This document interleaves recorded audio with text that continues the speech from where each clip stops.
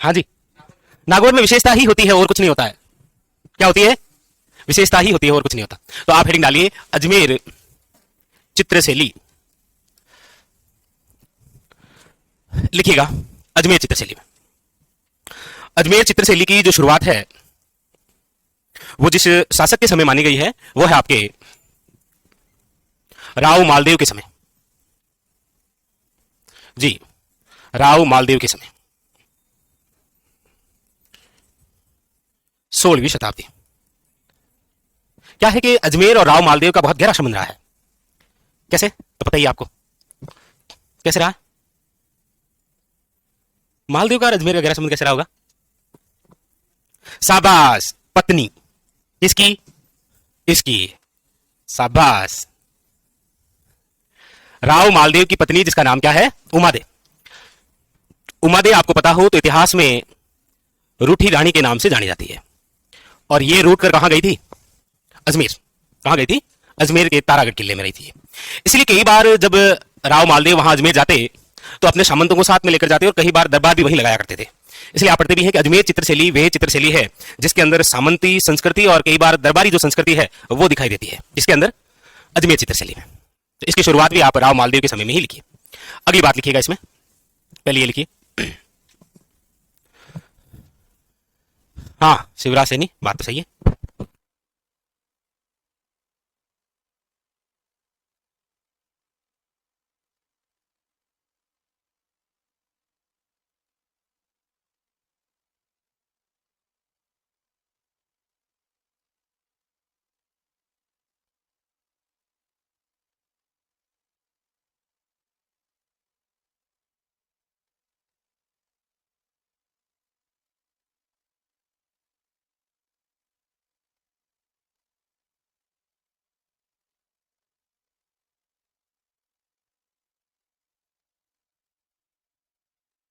कोई नहीं, इतना तो टेंशन क्यों ले रहे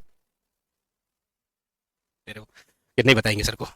तो शुरुआत है राव मालदेव के समय। इससे पहले हमने मारवाड़ स्कूल भी पढ़ी थी। मारवाड़ स्कूल में सबसे पहले मारवाड़ चित्रशैली पढ़ी। उसकी शुरुआत भी 16वीं शताब्दी के अंदर किस शासक के समय थी? राव मालदेव। बीकानेर चित्रशैली की शुरुआत भी 16वीं शताब्दी के अंदर हुई थी। किस शासक के समय? महाराजा रायसिंह के समय। महाराजा रायसिंह के समय किसका चित्रण हुआ था? चलो कोई नहीं, अरे कोई जरूरी नहीं अपन, ठीक है, भगवत पुराण का। और राव मालदेव के समय जब मारवाड़ चित्रशैली की शुरुआत हुई थी तो एक महल बना था जिसका नाम है चोखेड़ाव महल, जो कि कहां पर बना था? मेहरानगढ़ किले में। उस महल की दीवारों पर किसके चित्र थे? ये जो अजमेर चित्रशैली है, इस चित्रशैली के बहुत सारे केंद्र हुए हैं, क्योंकि इस अजमेर चित्रशैली का विकास करने वाले जो चित्रकार थे वो अलग अलग क्षेत्र, अलग अलग स्थान से आए थे। इसलिए इस अजमेर चित्रशैली के जो प्रमुख केंद्र हैं वो उन चित्रकारों के गांव से ही जाने गए थे। और यहाँ के जो चित्रकार थे उनकी एक विशेषता हुआ करती है कि वो अपने नाम से पहले अपने उस गांव का नाम लगाते हैं। जैसे आपने कभी नाम सुना हो,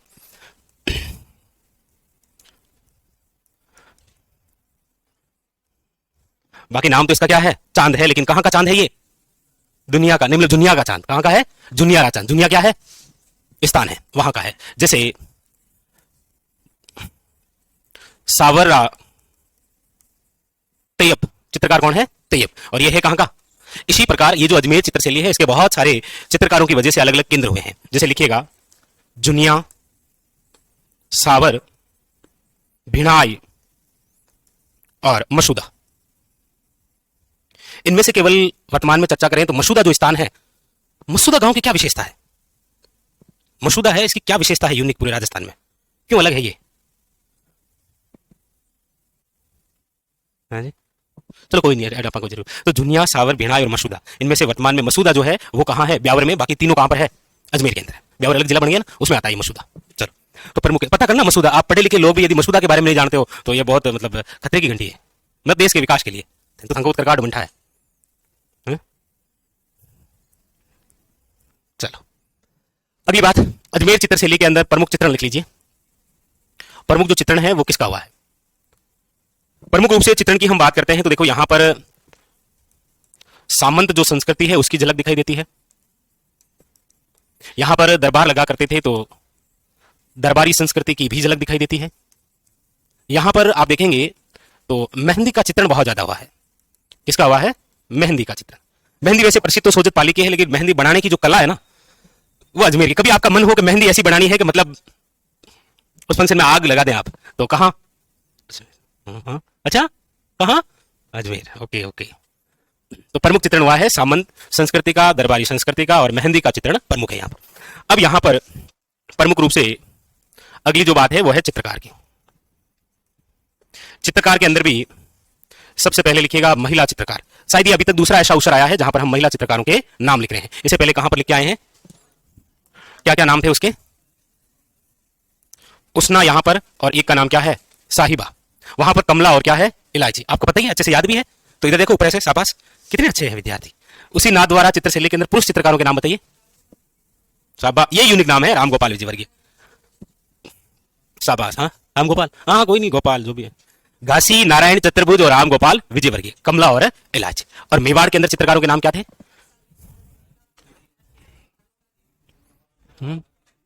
जी कृपाराम, दास मेल दी, बाकी अगली बताई दी ना, दूसरी पूछ अगली बताई दी। एक एक दो पकड़ पकड़ अनवाली रजा यार, बनू क्या पांच का गया, चार हुए हैं। देवगुप्त चित्रशैली के चार चित्रकारों के नाम क्या क्या थे? किशनगढ़ चित्रशैली के चित्रकारों के नाम क्या थे? ठीक है, ठीक है, ठीक है। तो आप आगे मिक्स बता दिए, चार पांच नाम पूरी गई। ये सर मिक्स मिक्स वेज पसंद है हमें, पंचकुटा। याद नहीं रखते आप। पुरुष चित्रकारों के नाम क्या क्या है? तो याद रखना है आपको, चांद, तैयब, अल्लाह बख्श। ये नाम थोड़ा सा ज्यादा इंपॉर्टेंट है, याद रखना। क्या नाम है? अल्लाह बख्श। एक वैसे लिखोगे तो नारायण भाटी लिख लेना, नारायण भाटी। इसमें एक विशेष महत्वपूर्ण बिंदु है, वो है आपके पाबूजी का चित्रण। और यहां पर जो पाबूजी का चित्रण हुआ है वो हुआ है 1698 ईस्वी के अंदर। और इसके जो चित्रकार थे उनका नाम है चांद, जो कि कहां के थे? जुनियारा चांद, जुनियारा चांद। ये जरूर लिखिएगा, पाबूजी का चित्रण। बस ये आपके कौन सी चित्रशैली है? अजमेर चित्रशैली की उप चित्रशैली या उपशैली।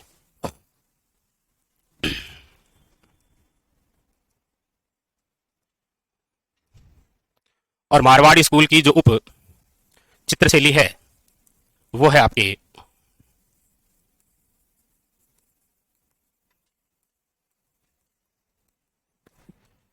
घाणेराव चित्रशैली। कौन सी है? घाणेराव चित्रशैली। घाणेराव जो है, याद रखिएगा, घाणेराव जो स्थान है वो आपके कहां पर है? पाली के अंदर। और पाली जो है जिस रियासत का भाग है वो है आपके कौन सी? मारवाड़ रियासत। इसलिए तो आप जब मारवाड़ प्रजमंडल पढ़ते हैं तो मारवाड़ किसान आंदोलन के तहत पाली के अंदर एक घटना पढ़ते हैं जिसका नाम है चंडावल की घटना। हालांकि आपको डेट वेट सब याद है, लेकिन बताने की आवश्यकता नहीं है।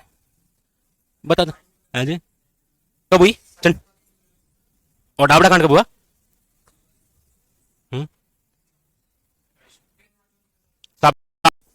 लिखिएगा यहां पर चित्रकारों के नाम। हालांकि घाणेराव चित्रशैली से कभी ऐसा कोई क्वेश्चन नहीं आया है कि जहां पर आपको यह पूछे कि यहां के चित्रकारों के नाम क्या है, बट इतना जरूर पूछा गया है कि घाणेराव चित्रशैली का संबंध कौन सी स्कूल से रहा है? मारवाड़ी स्कूल से। यह जरूर आया।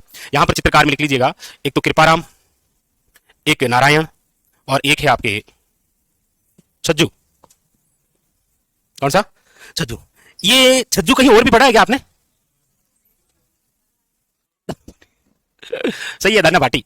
हाँ, हेडिंग डालिए।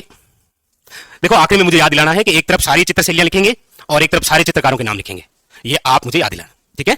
जैसे वो एक तरफ सारे संत लिखे थे और एक तरफ उनकी सारी रचनाएं लिखी थी। पता ही आपको, याद है कि नहीं है? शाबाश, बस वो ऐसे याद कर लेना ना। ओके। अब जो स्कूल है वो कौन सी पढ़ेंगे? ढूंढाड़ स्कूल।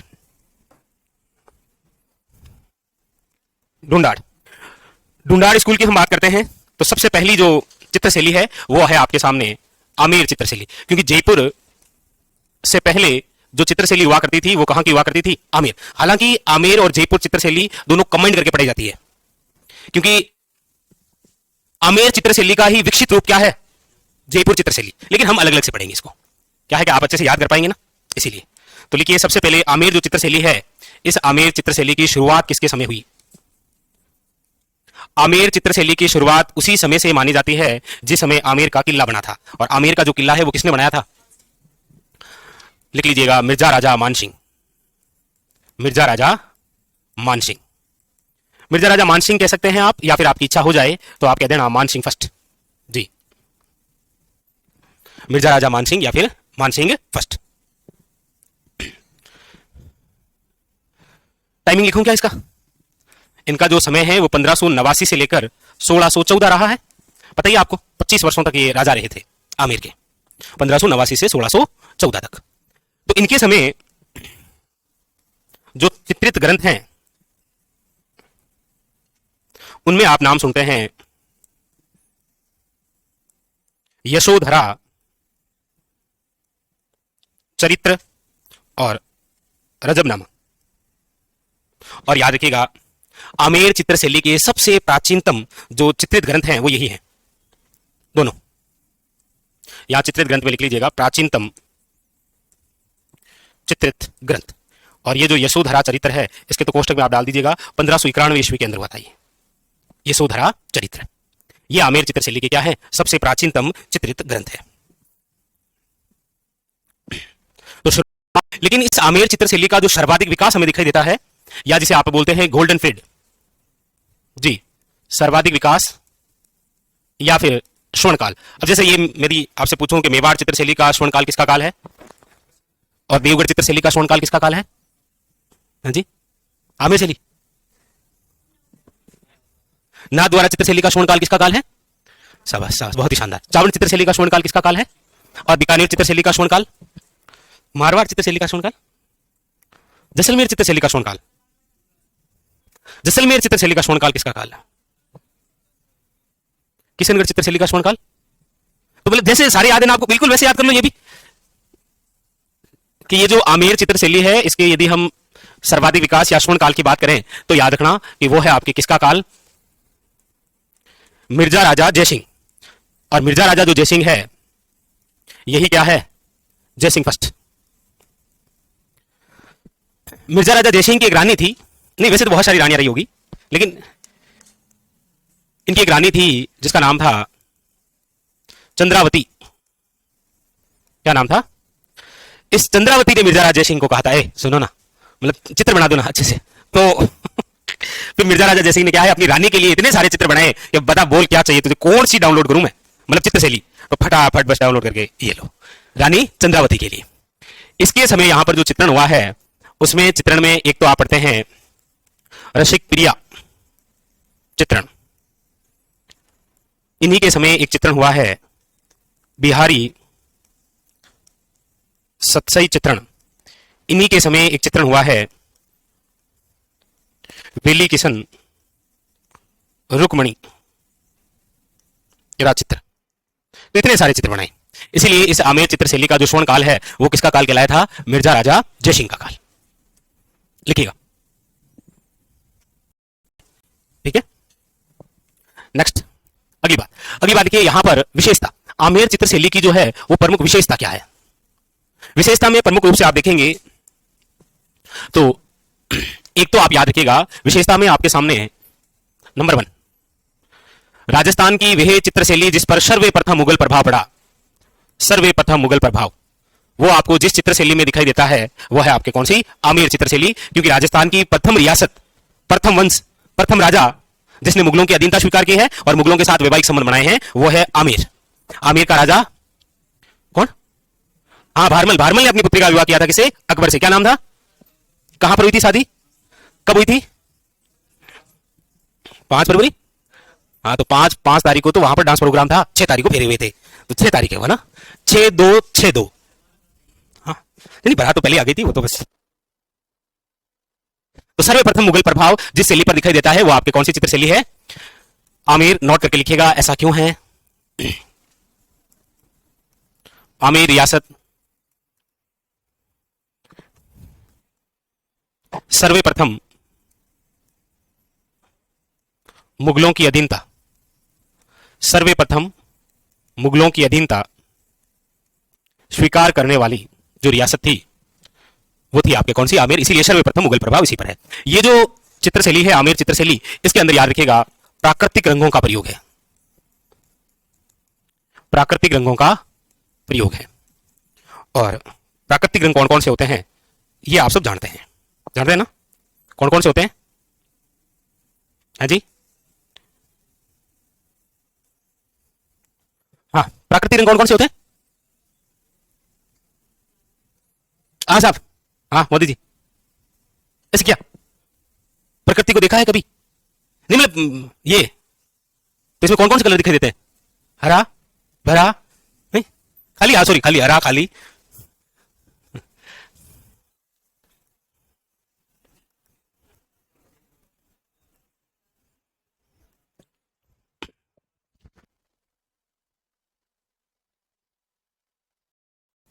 नंबर 3, दीवारों पर चित्रण यानी कि भित्ति चित्रण भी यहां पर मिलते हैं आपको।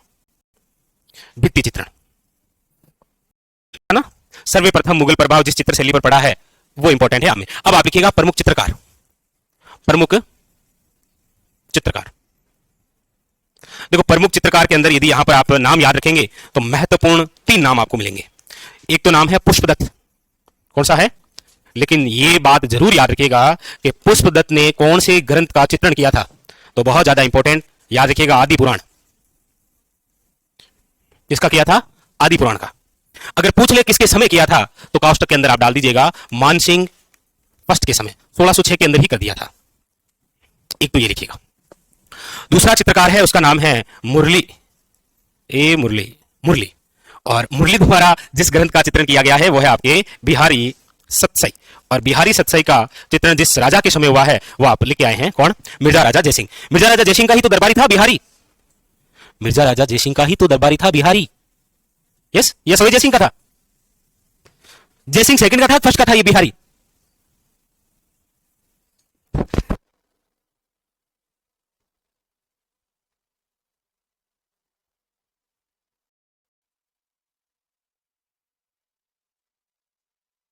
तो ऐसे ही था, मजाक में लिखा हुआ था। लिखिएगा नंबर 3 हुकुमचंद। हुकुमचंद, ये 3 नाम लिख लीजिए, 3 नाम लिख लीजिएगा, मुरली, पुष्पदत्त और कौन सा? हुकुमचंद। बस कंप्लीट आमेर चित्र से।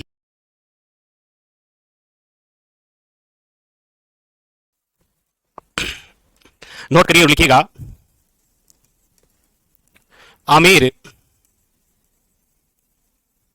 चित्रशैली का विकसित रूप। आमेर चित्रशैली का जो विकसित रूप है वही आप किस रूप में पढ़ते हैं? जयपुर चित्रशैली। जयपुर चित्रशैली। तो अब आप हेडिंग लगा लीजिए। नेक्स्ट अगली जो बात है वो है आपकी किसकी? जयपुर चित्रशैली। जयपुर चित्रशैली, देखिए जयपुर चित्रशैली की हम बात करेंगे तो नंबर 1 सवाई जयसिंह के समय की बात होगी। नंबर 2 सवाई जयसिंह का पुत्र है माधो सिंह की बात होगी। उसके बाद में जिसकी बात होगी वो रहेगा आपके प्रताप सिंह। प्रताप सिंह के बाद में राम सिंह सेकंड की बात होगी। 4 शासक हैं और इन्हीं 4 शासकों ने जयपुर चित्रशैली को सबसे ज्यादा बढ़ावा दिया है और इन्हीं के बारे में हमें पढ़ना है। तो सबसे पहले इन चारों शासकों के समय क्या क्या है वो हम लिखेंगे। तो सबसे पहली बात तो लिखिएगा जयपुर चित्रशैली के अंदर शुरुआत, कि जयपुर जो चित्रशैली है इसकी जो शुरुआत है वो किसके समय? तो याद रखिएगा वो है आपके सवाई जयसिंह, क्योंकि सवाई जयसिंह ने ही जयपुर बसाया था। और जयपुर आपको पता ही है कब बसाया गया था? बस 18 नवंबर, इंग्लिश आओ गुन भाई, 18 नवंबर 1727। इसका मतलब अभी जो 18 नवंबर 2024 गई है इस जयपुर का कौन सा दिवस मनाया गया था? हैं? ठीक है, ओके, थैंक यू। तो ये लिख लिया, चलिए आगे बढ़िए।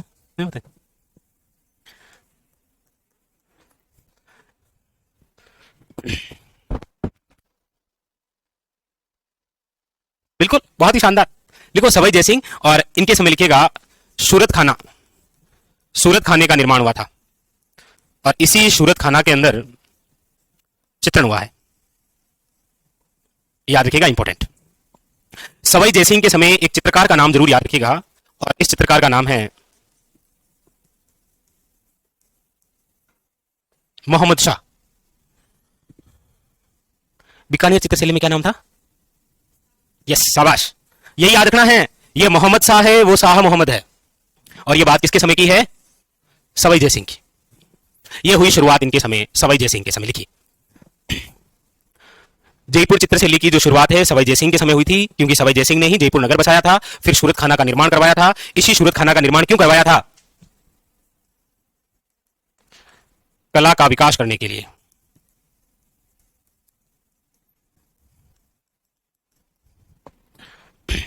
इसलिए कई बार वन लाइन क्वेश्चन आता है, निम्न में से सूरत खाना के निर्माता कौन थे? सवाई जयसिंह।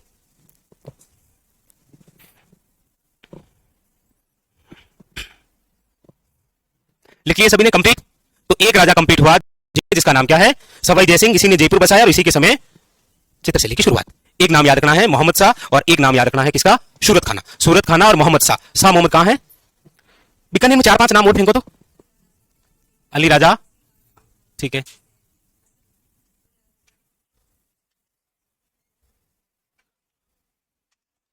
बाकी वाले सोच रहे हैं कि ठीक मामला चल रहा है, हम बच गए। कोई ना कोई आपकी इस क्लास की इज्जत बचा ही लेता है। पता नहीं, आप पता नहीं सब आपस में संपर्क रखते हैं क्या है कि तू ऐसा करना, तू बीकानेर याद करके मैं बाकी वाले करके आऊंगा। ऐसे ही देखा है मैंने कई बार। आप में से एक ना एक बंदा बोल ही देता है आंसर। यहां से निकल से ग्रुप बना के डिस्कशन करते हो क्या? हाँ, फिर लिखो सर्वाधिक विकास। सर्वाधिक विकास, या फिर आपसे पूछा जाए इसका स्वर्णकाल। तो इस जयपुर चित्रशैली का जो सर्वाधिक विकास या जो स्वर्णकाल है, वो जिसका काल है वो है आपके किसका? याद रखिएगा, सवाई प्रताप सिंह का काल है। सवाई प्रताप सिंह। सवाई प्रताप सिंह के बारे में आप क्या जानते हैं? बस बस यही तो इंपॉर्टेंट है। सर्वाधिक विकास होनी है क्योंकि क्या बनाया है? हवा महल। तो हवा महल के अंदर चित्रण हुआ है, हवा महल का निर्माण। हवा महल का निर्माण हुआ, इसका मतलब इसके अंदर क्या बने हुए हैं? बहुत सारे चित्र। वही क्या कभी हवा महल? हवा महल तो वही होंगे, उसे खिड़की में जाकर ऐसे ऐसे सेल्फी मारी उधर से। नहीं, चलो कोई नहीं, तो जाया करो भाई कभी कभी ऐसे। कितनी खिड़कियां हैं हवा महल में? और इसके वास्तुकार कौन थे? चलो अगली बात लिखिएगा, राग रागिनी का चित्रण। ये राग रागिनी है, एक ऐसी कोई रागिनी होती क्या? कल्याण रागिनी। कहां पर है? शाबाश, बहुत ही शानदार। कहां है वो कल्याण रागिनी? मारवाड़ में। Okay okay okay. फिर लिखिएगा बहरे मासा। बहरे मासा का चित्रण। अरे कोई नहीं हो गया याद, कम से कम कुछ तो याद रहा। अरे कोई बात नहीं है ना। और सवाई प्रताप सिंह के समय यदि हम चित्रकारों के नाम देखेंगे यहां, तो इनके समय जो चित्रकार मिलते हैं उसमें देखो, चिमना है, हुक्मा है,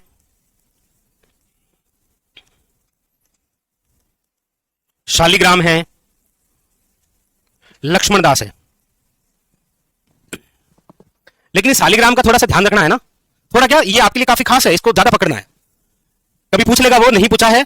शालिग्राम नामक चित्रकार इन दो चित्र शैलियों में है। एक तो आपके सामने जयपुर है, और एक जो सबसे महत्वपूर्ण होगा वो कौन सा है? अलवर चित्र शैली में। याद रखना, जैसे शाहिबदीन है मेवाड़ में, वैसे शाहिबा है अजमेर में। ये शालिग्राम प्रमुख रूप से कहां मिलेगा आपको? अलवर में। चर्चा करेंगे उसकी भी। ये लिख लिया। चलिए आगे। तो शुरुआत हो गई है और सर्वाधिक विकास हो चुका है। अब देखिए अन्य और क्या क्या विशेष बातें हैं। आगे बढ़े। अब है आपके सामने, लिखिएगा सवाई ईश्वरी सिंह। सवाई ईश्वरी सिंह। सवाई ईश्वरी सिंह के समय की हम बात करें तो इनके समय प्रमुख रूप से दो चित्रकार हुए हैं।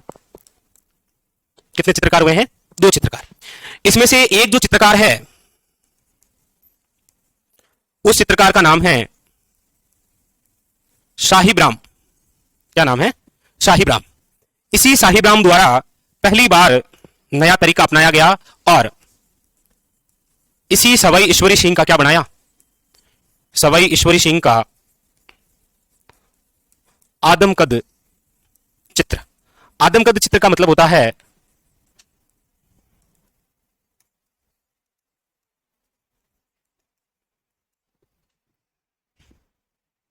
आदमकद चित्र का मतलब होता है सिर से पैर तक। बाकी जितने भी राजा महाराजा के सबके जो चित्र बने हुए हैं वो आप देखेंगे आधार कार्ड वाली उतनी सी है। आधार कार्ड में कितनी फोटो आती है? उतने ही चित्र बने हुए हैं। ये पहला ऐसा बंदा था जिसका पूरा चित्रण हुआ है, सवाई ईश्वरी सिंह।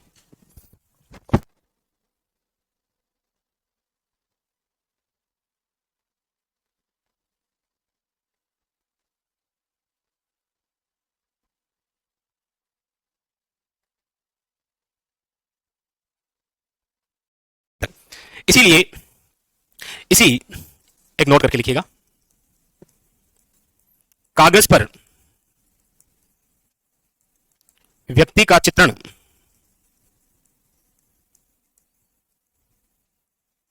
सभी कहलाता है। क्या कहलाता है? पूछा जाता है निम्न में से राजस्थान की वह चित्रकला जिसमें सभी संबंधित है। जैसे आप देखते होंगे सभी कागज पर चित्रण है, जैसे आप पढ़ते हैं पिछवई जो है वो कपड़े पर चित्रण है, जैसे फट चित्रण है, मतलब फट चित्रण वाली वो भी बात, वो भी किस पर है? कपड़े पर। जैसे किसी कागज, तो एक तो शाही विराम लिख लीजिए, बहुत ज्यादा इंपॉर्टेंट, सवई ईश्वरी सिंह का कौन सा चित्र बनाया था इन्होंने? आदम कद चित्रण, जो कि सबसे खास है।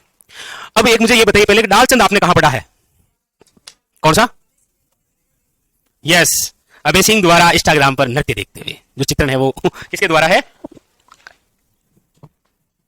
याद रखना वो डालचंद है, और इनके समय जो चंद है वो है लालचंद। कौन है? लिखो नंबर 2 चित्रकार इसके समय। एक तो साहिब राम की ये बात थी, और एक लिख लीजिएगा इसी चित्रकार में दूसरा नाम वो है आपके लालचंद। ये जो लालचंद है इसने जो चित्र बनाया था वो था पशुओं की लड़ाई का चित्रण, पशुओं की लड़ाई का चित्रण।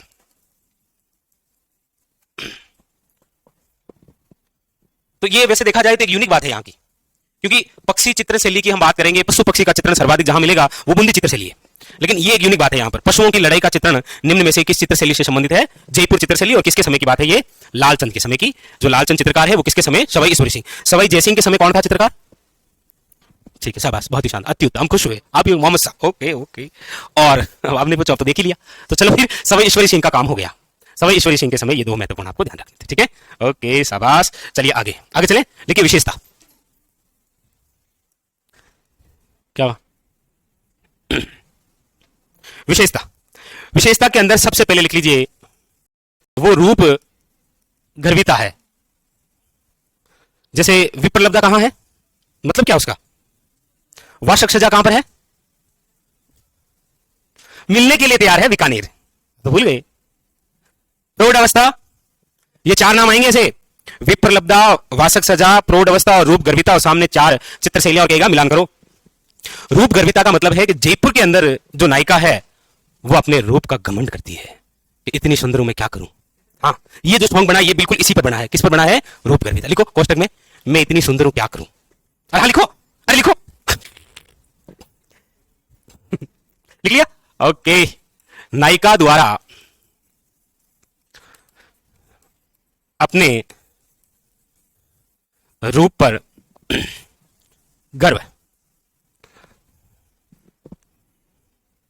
इसलिए आप ध्यान रखें कि ये जो 4 बिंदु हैं, विप्रलब्धा, वासक सजा, रूप गर्विता, एक कोटा में और आएगा भी, और एक याद रखेगा प्रौढ़ अवस्था वाला, ठीक है। तो नायिका अब इस प्रकार से है, तो बेचारे पुरुष करे क्या? इसलिए पुरुष रहेगा चिकना। तो लिखो पुरुष जो है वो बिल्कुल क्लीन शेव रखेगा, और क्लीन शेव रखेगा तब उसके चेहरे पर जो हल्के हल्के चोंट के या चेचक के जो निशान है दाग के वो दिखाई देते हैं। इसलिए पूछा भी गया था कि राजस्थान की ऐसी कौन सी चित्रशैली है जहां पर चेहरे पर चोंट या फिर वे चेचक के दाग दिखाई देते हैं, ठीक है।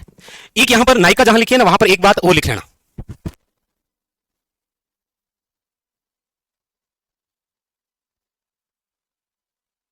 आगे लिखाएंगे, आगे लिखाएंगे। ये 2 बातें, और ये दोनों बातें बड़ी खास है, ऊपर वाली पूछी नहीं गई है कभी, लेकिन ये जरूर एक क्वेश्चन पूछा था आरएसएस बोर्ड ने। राजस्थान की ऐसी कौन सी चित्रशैली है जहां पर पुरुषों के चेहरे पर लगे चोंट और चेचक के दाग जो हैं वो दिखाई देते हैं? वो कौन सी? आपके जयपुर चित्रशैली। लिखो आगे नंबर 3। यहां पर एक पुंडरिक हवेली है जयपुर में। पुंडरिक हवेली में भित्ति चित्रण है। पुंडरिक हवेली में क्या है? भित्ति चित्रण। और यह बात है माधो सिंह के समय की, माधो सिंह, और वो भी फर्स्ट, माधो सिंह फर्स्ट के समय। यहां पर कुरान पढ़ती हुई शहजादियों का चित्र, यहां पर फकीर को दान देती हुई महिलाओं का चित्रण। कोई एक फकीर है, उस फकीर को क्या दिया जा रहा है? दान दिया जा रहा है। लिखो लिखो, दान दो फटाफट। क्या दिया जा रहा है? दान। नंबर 6, हिंदू देवी देवताओं को यूरोपीय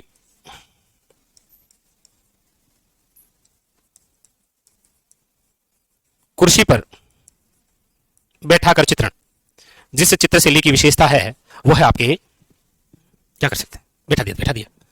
इसके अंदर जब रंग की बात हो तो रंग तो साहब हरा है। यहां पर जब आंखों की बात होगी तो आंखें तो आपको पता ही है, जयपुर के अंदर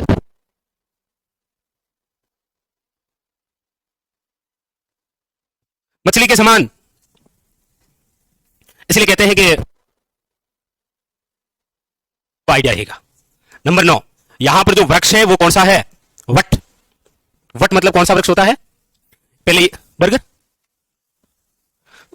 अरे नहीं, आपने सही बोला, बरगद ही बोला। ये कुछ सोच लगे मैंने, बरगद सॉरी बरगद तो नहीं कह दिया, सही बोला। वट अमावस्या कब आती है? वट अमावस्या कुछ होता है क्या उस दिन?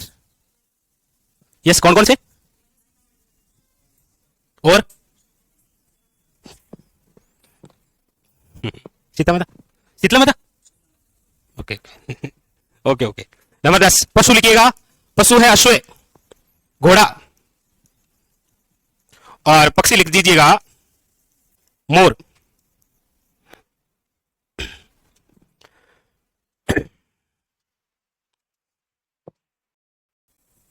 प्रमुख चित्रकार, प्रमुख चित्रकार के अंदर लिख लीजिएगा नाम। देखिए, लिखिए शाहिब राम, लालचंद, और ये तो दो किसके समय है? ईश्वरी सिंह के समय। एक लिखिएगा मोहम्मद शाह, एक लिखिएगा आप चिमना, एक लिखिएगा आप हुक्मा, एक लिखिएगा आप उदय। और क्या नाम लिखाए थे आपको? दो और, एक लिखाया था शालिग्राम और एक लिखाया था आपको लक्ष्मण दास। शालिग्राम और एक है आपके लक्ष्मण दास। बस ये हो गए आपके क्या, इसके प्रमुख चित्रकार। और जैसे ये प्रमुख चित्रकार हुए, आपके ये जो चित्रशैली है ये क्या हो गई है? कंप्लीट। बस प्रमुख चित्रकार हो गए, इसकी विशेषताएं हो गई। और इससे पहले 3 राजाओं के समय की बात होगी। चौथा राजा एक और भी बोला था, राम सिंह सेकंड। राम सिंह सेकंड ने क्या है कि 1857 के अंदर, आपको पता हो तो, कलाकारों के लिए एक हुनरी बनाई थी, मदरसा ए हुनरी। हुनर का मतलब ही होता कला, पता है क्या? Maharaja school crafts arts, Rajasthan school of arts and craft, ऐसा नाम सुना क्या कभी? वो राम सिंह सेकंड ने बनी थी। ये लिख लिया क्या? ठीक है, राम सिंह सेकंड। और इनके द्वारा 1857 के अंदर कलाकारों के लिए क्या बनाई गई थी? मदरसा ए हुनरी। कला को बढ़ावा दिया, कला को बढ़ावा। बस कंप्लीट। इसी के साथ में ये जो कंप्लीट। अब बाकी तो हम चर्चा कर रहे हैं ढूंढाड़ स्कूल की। और ढूंढाड़ स्कूल के अंदर सबसे पहले जो हमने चित्रशैली पढ़ी वो है आपके आमेर चित्रशैली। और इसी आमेर चित्रशैली का जो विकसित रूप है उसे ही आप किस चित्रशैली के रूप में पढ़ते हैं? जयपुर चित्रशैली। हमने इन दोनों चित्रशैलियों को अलग अलग करके पढ़ा। तो हमने ये पढ़ा कि आमेर जो चित्रशैली है इसकी शुरुआत तो किस शासक के समय हुई थी? मानसिंह के समय। और जयपुर चित्रशैली की शुरुआत किसके समय हुई थी? सवाई जय सिंह के समय। आमेर चित्रशैली का स्वर्णकाल किसका काल था? और जयपुर चित्रशैली का प्रताप सिंह। आमेर चित्रशैली के अंदर चित्रकारों के नाम ऊपर देखो, कहां फिर मजा नहीं आया, मजा नहीं। आमेर चित्रशैली के जयपुर जो चित्रशैली है ये शुरुआत कब हुई, स्वर्णकाल किसका काल है, वो सारा कुछ ठीक है ना? ठीक है। और किशनगढ़ चित्रशैली के चित्रकारों के नाम क्या थे? अभी आपने देख लिया है ना, आमेर और जयपुर के तो नाम देख लिए हैं, लेकिन मैं 2-3 बीच में घुसा के फिर पूछूंगा इनका। तो किशनगढ़ चित्रशैली के क्या है चित्रकार?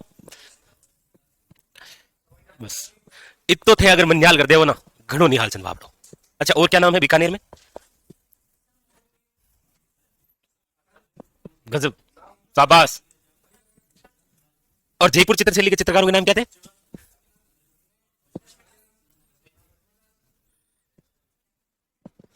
आमेर चित्रशैली के? ठीक है, ठीक है। तो फिर वो मुरली और पुष्पदत्त क्यों लिखा था? उसका उसका क्या करोगे? आमेर में लिखा है ना आपने, उसका क्या करोगे? अच्छा, और यार ऐसा नहीं हो रहा इसमें क्या क्या हो? देखो नंबर 3, ढूंढाड़ स्कूल में नंबर 3। एक बात तो है, मतलब पढ़ो हो लेकिन कम पढ़ो नहीं, मतलब यही 2-4 मिनट पढ़ते हो, ज्यादा ऐसा और इतना ही होता है, कम और कितना होगा, कम तो इतना ही होता है भाई। नंबर 3 लिखिएगा, वो है आपके उनियारा चित्रशैली। उनियारा चित्रशैली, उनियारा ये जयपुर रियासत का एक ठिकाना है। उनियारा क्या था? जयपुर रियासत का ठिकाना। वर्तमान के अंदर आप देखेंगे तो ये जो उनियारा है, इसकी लोकेशन जो है वो आपको मिलेगी टोंक जिले में। ये जो उनियारा चित्रशैली है, इस उनियारा चित्रशैली का जो विकास है वो होता है आपके राव राजा सरदार सिंह के समय। क्योंकि राव राजा सरदार सिंह के समय चित्रकारों को संरक्षण प्रदान किया जाता है, और इनके समय जिन चित्रकारों को संरक्षण मिला है उनमें है धीमा, मीरबख्श, काशी, बख्ता, वे रामलखन। ये 5 नाम तो नहीं, लेकिन आपको ये 4 नाम तो एक साथ में याद होंगे। कौन कौन से? देखो देखो देखो, धीमा, मीरबख्श, काशी और बख्ता। ऐसे 4 नाम और है क्या कहीं? बैजनाथ, बख्ता, चोखा और कंवला। धीमा, मीरबख्श, काशी और बख्ता, और साथ में कौन है? रामलखन। उनियारा जो है ये टोंक रियासत के अंदर आता है, और टोंक रियासत आपको पता हो तो राजस्थान की पहली ऐसी रियासत है जिन्होंने 1901 के अंदर एक कानून बनाया था। कौन सा? शिकार एक्ट। इसीलिए राजस्थान की उनियारा चित्रशैली वह चित्रशैली है जिसमें शिकार के चित्र बनाना बिल्कुल मना था, यानी कि शिकार चित्र प्रतिबंधित, रोक। ऐसा क्यों था? क्योंकि टोंक जो है वो राजस्थान की पहली ऐसी रियासत है जिसने अपनी रियासत के अंदर शिकार एक्ट बनाया था, टोंक रियासत। बाकी आपको बताइए, आजादी से पहले हमारा जो राजस्थान है वो शिकारियों का क्या हुआ करता था? शिकारियों की शरणस्थली। 1901 ईस्वी में शिकार एक्ट बनाया था, शिकार एक्ट बनाने वाली प्रथम रियासत।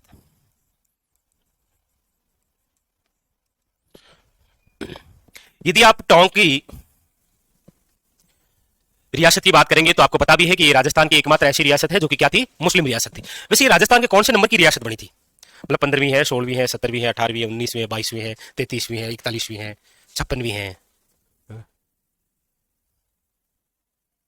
यूनिक है ना ये क्वेश्चन? यूनिक लगा ना? लगा ना? झटका तगड़ा, सब कुछ पढ़ के गए एग्जाम ने बस इतना सा पूछा, टोंक रियासत कौन से नंबर की रियासत है? बनी कब है? अरे सॉरी सॉरी सॉरी, अरे प्लीज सॉरी, अरे सॉरी मान तो रहा हूं, मेरे से गलती हुई, मैंने आपसे पूछ लिया, सॉरी, वेरी वेरी सॉरी। अरे सॉरी मान तो रहा हूं। 1817 में बनी थी। कब बनी थी? और ये राजस्थान की 18वीं रियासत थी। 19वीं झालावाड़ बनी थी 1838 में। चलो चलो भाई चलो, इस चित्रशैली पर जो प्रभाव दिखाई देता है आपको वो जयपुर प्लस बूंदी चित्रशैली का है। यहां पर यदि हम प्रमुख चित्रण की बात करेंगे तो प्रमुख चित्रण में देखो, ये जो चित्रकार है ना जिसका नाम है मीरबख्श, इस मीरबख्श ने राम सीता का चित्रण किया था, लक्ष्मण का चित्रण किया था, और हनुमान का चित्रण किया था। लीजिएगा कंप्लीट, उनियारा चित्रशैली कंप्लीट। बस इतनी है। वैसे देखें हम तो मूल रूप से तो 4 बातें होती है केवल और केवल। एक जयपुर रियासत का ठिकाना, वर्तमान में ये कहां पर है? टोंक, और बस शिकार चित्र जो है उन पर प्रतिबंध। लिखो नंबर 4, शेखावटी चित्रशैली। शेखावटी चित्रशैली, शेखावटी चित्रशैली। शेखावटी चित्रशैली की बात करते हैं।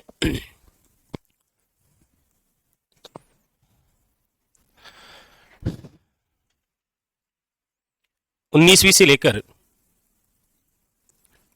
20वीं शताब्दी में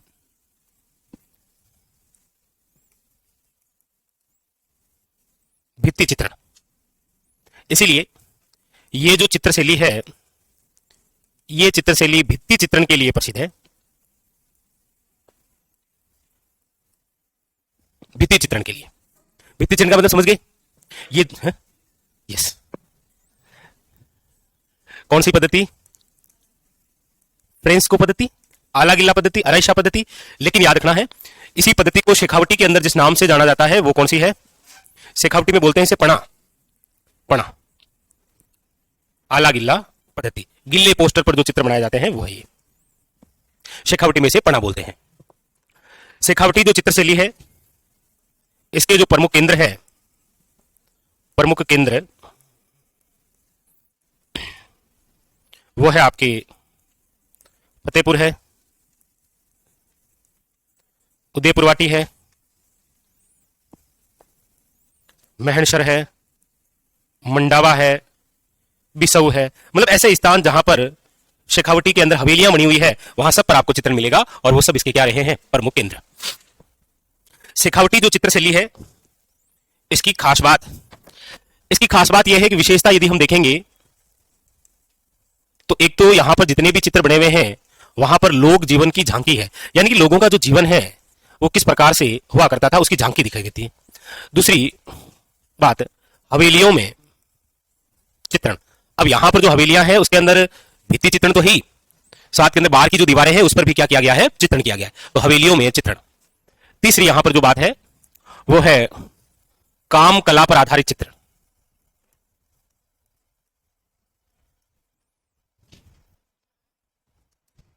हालांकि सर्वाधिक काम कला पर आधारित जो चित्रण है वो है आपके अलवर चित्रशैली में, जो हम आगे बढ़ेंगे, लेकिन इसमें भी झलक मिलती है। यहां पर महिलाओं की बात करते हैं तो महिलाओं के बालों की लटका, एक और अंकन, बालों की लट जानते हैं? बालों की लट होती है दो से निकाली हुई, उसमें एक तरफ अंकन जो है वो कहां पर है? आपके शेखावटी चित्रशैली। ऐसी विशेषता है क्या? ये हमें केवल शेखावटी वाले ही बता सकते हैं। ऐसा है क्या? है जी। नहीं, फोटो क्यों मेरे टूट गए, वरना मैं निकाल के बता देता। कहां बात कर रहा है बात।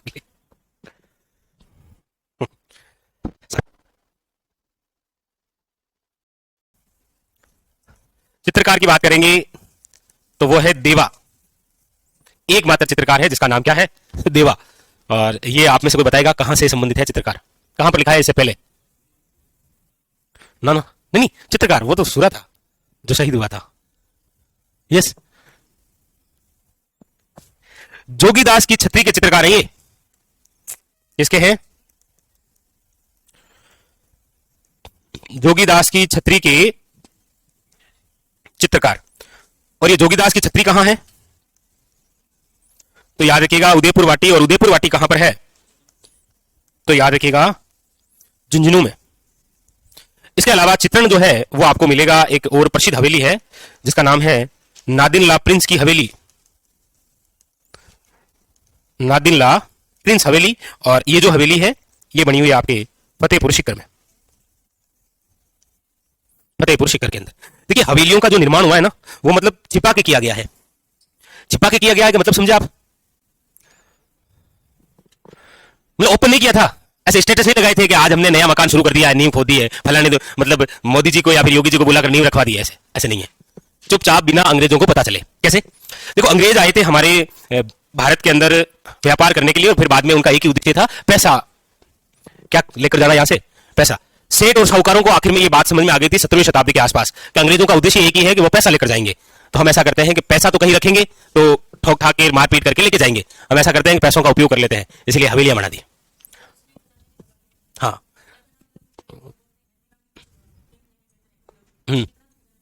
बिल्कुल। इसीलिए क्या है कि जब अंग्रेज आए उनके पास में तो उन्होंने कहा कि हमारे पास में तो सब कुछ है, वो हवेलियां है। अब हवेली तो ले जाने से रहे ना, ये बाद में समझ में आया, तब तक जो सोने की चिड़िया थी वो लुट चुकी थी। लेकिन फिर भी कुछ बच गया।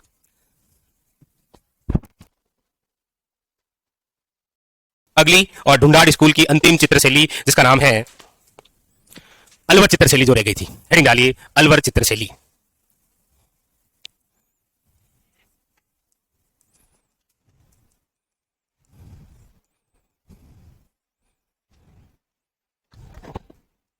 अलवर चित्रशैली अलवर चित्रशैली की बात करते हैं तो 1775 ईस्वी में, यानी कि 1775 ईस्वी में जयपुर से अलग होकर अलवर चित्रशैली प्रारंभ हुई।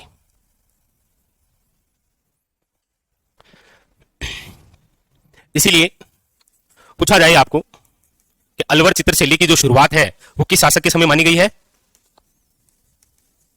राव प्रताप सिंह के समय। क्योंकि राव प्रताप सिंह के समय में याद रखिएगा शिव कुमार और एक नाम मिलता है डालचंद, कहीं पर उसका नाम मिलता है डालूराम। शिव कुमार वे डालूराम नामक जो चित्रकार,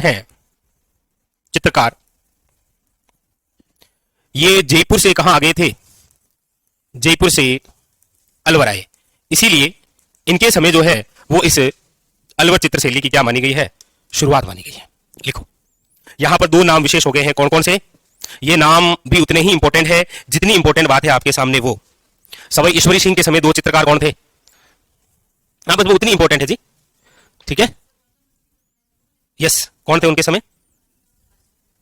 और दो ही थे क्या? लालचंद ने किसका चित्र बनाया था?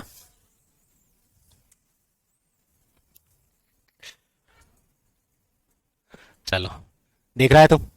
हाँ? कभी इन पर कुछ प्रकाश गिरा हो ऐसे ऊपर से? देख रहा है तुम? राव ऊपर वाले से क्या मत, ऊपर इसके ऊपर कुमार और डालूराम नामक जो चित्रकार है वो किस शासक के समय जयपुर से चलकर कहां आए थे? अलवर। और अपने साथ में ही जयपुर से अलग होकर एक नई चित्रशैली विकसित करते हैं जिसका नाम है अलवर चित्रशैली।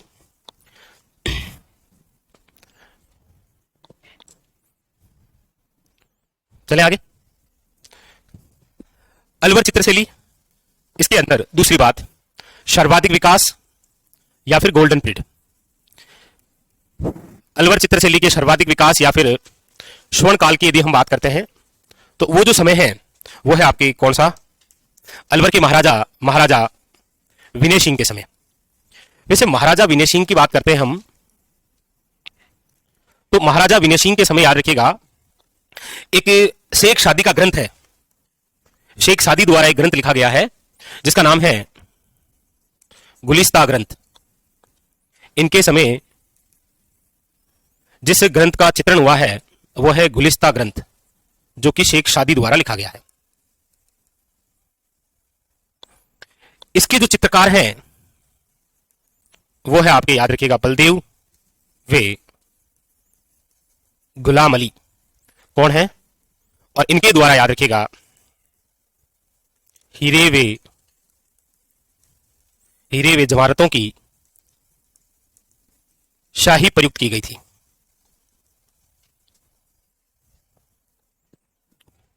कौन सी शाही का प्रयोग किया गया था?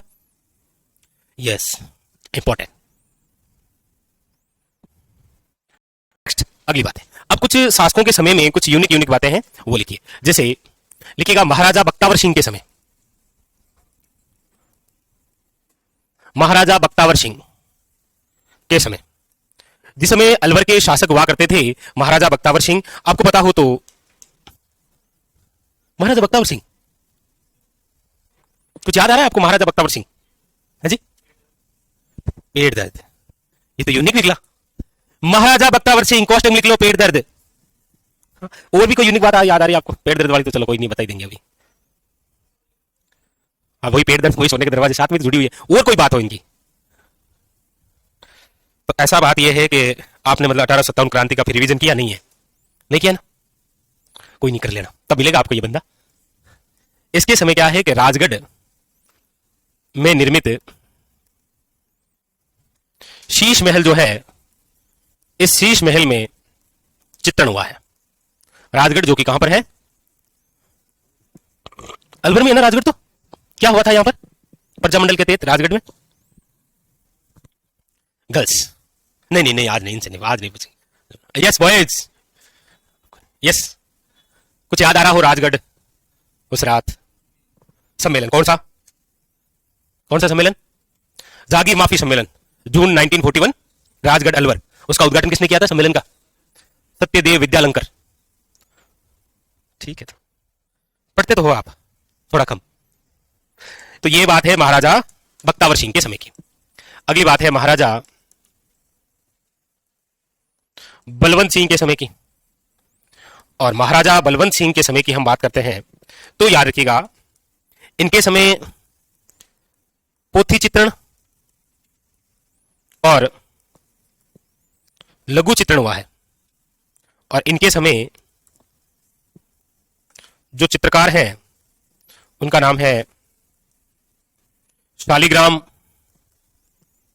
जमुनादास, छोटेलाल, नंदराम, बख्शाराम। किनके समय? महाराजा बलवंत सिंह के समय। लिखो, लीजिए। इनके बाद में अगले जिस शासक की बात हम करेंगे वो है महाराजा मंगल सिंह। महाराजा मंगल सिंह। महाराजा मंगल सिंह के समय की हम बात करें तो इनके समय याद रखिएगा, वो भी एक यूनिक बात है, इनके समय हाथी का जो दांत है उस पर चित्रण हुआ है, हाथी दंत चित्रण। और चित्रकार जो है उसका नाम है मूलचंद। महाराजा मंगल सिंह के समय हाथी दांत पर चित्रण।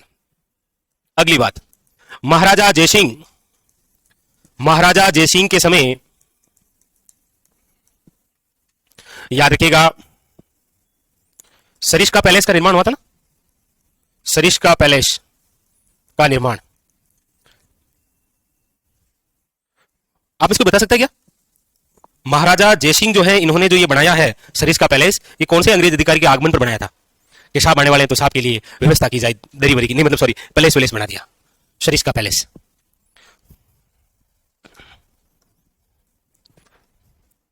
ड्यूक ऑफ, नाम नहीं सुना क्या? सुना? क्या नाम है? शाबाश, ड्यूक ऑफ एडिनबर्ग। ये क्या निकला भाई यहां? कौन है? ड्यूक ऑफ एडिनबर्ग के आगमन पर महाराजा जयसिंह द्वारा एक निर्माण करवाया गया पैलेस का, सरिस्का पैलेस। इनके समय जो चित्रकार हैं वो है आपके Ram Prasad, yes sir, Ram Gopal, yes sir. तो इनका ध्यान रखना, ठीक है। और एक लिखिएगा महाराजा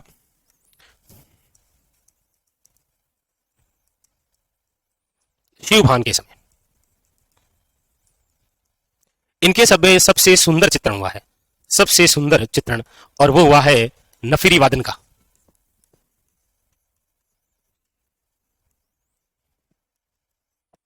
पूछ ले कभी तो थोड़ा सा ध्यान रखना है आपको कि नफीरी जो वादन है इसका जो चित्रण है वो निम्न में से, तो आपको याद रखना है, ठीक है।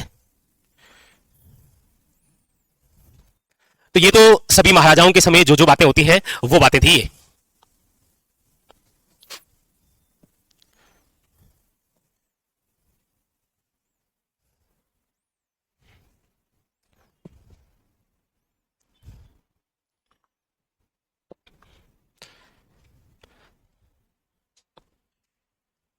सुनो, प्रताप सिंह के समय कौन कौन से चित्रकार थे? ओके, ऐसा मतलब राम बोल दिया, पीछे राम है सर। शिव कुमार और डालू राम। कौन कौन थे? बलदेव और गुलाम अली किसके समय थे? हर बार एक जैसे थोड़ी पूछूंगा, कई बार चित्रकारों को नाम देके पूछ लूंगा। विनय सिंह के समय। छोटेलाल किसके समय था? शाबाश, मोटेलाल के समय। नहीं, मोटेलाल के समय नहीं, चलो कोई नहीं, और भी छोटेलाल के समय छोटेलाल था। चलिए, ये लिखने के बाद में फिर लिखेगा आप विशेषता, इस चित्रशैली की क्या है विशेषता, लिखिए। इसका ध्यान रखना ना, अलवर चित्रशैली का, इसमें से कोई क्वेश्चन टपकता है अक्सर, और वो भी अलग तरीके का। जैसे अलवर चित्रशैली में सबसे सुंदर चित्र जो हुआ है नफीरी वादन का, किस शासक के समय हुआ? हाथी दांत पर जो चित्रण है वो किस शासक के समय हुआ है, ऐसा मतलब पूछ लेता है। और बाकी दो उनके समय उनके समय आए, इनके समय कहां आए? ठीक है, शाबाश, ओके ओके ओके ओके। तो देखो, ये जो सारी बातें हैं ये आपको विशेष तौर पर ध्यान रखनी है, ठीक है। अब आप हेडिंग लगाइए, लिखिए ना सभी, विशेषता। इस चित्रशैली की क्या है विशेषता? विशेषता में यदि हम सबसे पहले पुरुषों की बात करें तो पुरुषों का शवेग है इसमें। पुरुष सिर पर टोपी लगाई हुई है, गले में रुमाल डाल रखी है और मुंह में पान है,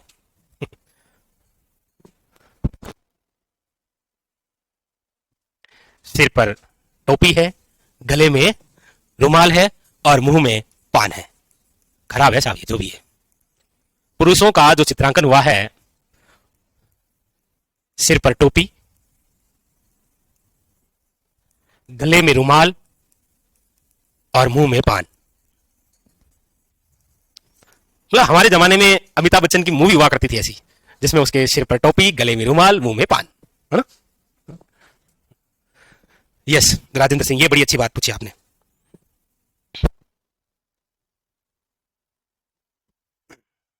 चित्रांकन देखेंगे आप तो महिलाओं के जो होठ हैं वो पान की पीक से सने हुए हैं। लेकिन पान तो इसने खाया था ना। हाँ,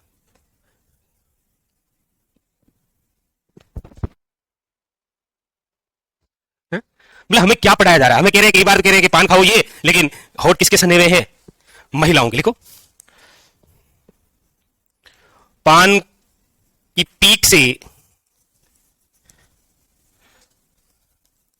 सने हुए होठ। क्या लिख दिया? अच्छा पीक, सॉरी ये पीक है साहब, पीक, पीक से सने हुए होठ। और दूसरी बात, महिलाओं की जो वेणी है वो ऊपर से वापस नीचे की ओर है। क्या समझे? महिलाओं की वेणी पहले ऊपर उठी और फिर नीचे। बुरा नहीं मानना है। घोड़ी की पूंछ देखिए कभी, वैसे ऊपर उठ के वापस नीचे की ओर होती है।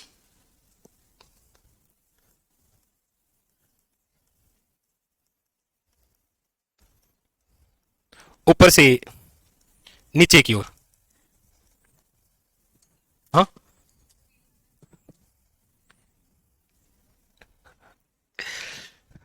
वो क्या गोचर?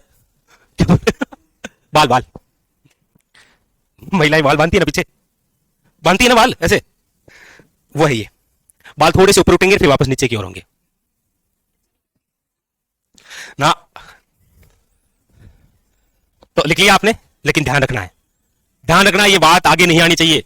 Okay okay. जब भी एग्जामिनर क्वेश्चन पूछता है तो वो आपको ऐसे धीरे से हल्के से पूछ लेगा कि सिर पर टोपी, गले में रुमाल और मुंह में पान, निम्न में से पुरुषों का चित्रांकन कौन सी चित्रशैली में है? तो आप धीरे से करके आ जाना, पता नहीं चलना चाहिए। ओके, ठीक है ना? नहीं चलेगा ना? ओके, नहीं चलना चाहिए, ठीक है। ओके ओके, फिर ऐसे क्या मतलब विवाद हो जाता, ठीक नहीं लगता। एग्जाम में आए तो करके आना होता है। आगे लिखो, ये जो सारा मामला है, लिखो यहां पर जो चित्रण आपको मिलेगा वो इनका मिलेगा। वेश्याओं और गणिकाओं के चित्रण जो है वो यहां पर ज्यादा है। उसके अलावा ये जो चित्रशैली है ये काम शास्त्र पर आधारित ज्यादा है, काम शास्त्र पर आधारित चित्र। अरे आप सब 21वीं सदी के लोग हैं ऐसे, मतलब क्या?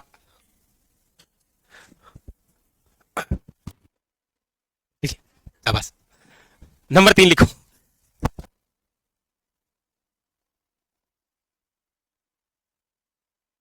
इसमें याद रखिएगा वसलो चित्रण है।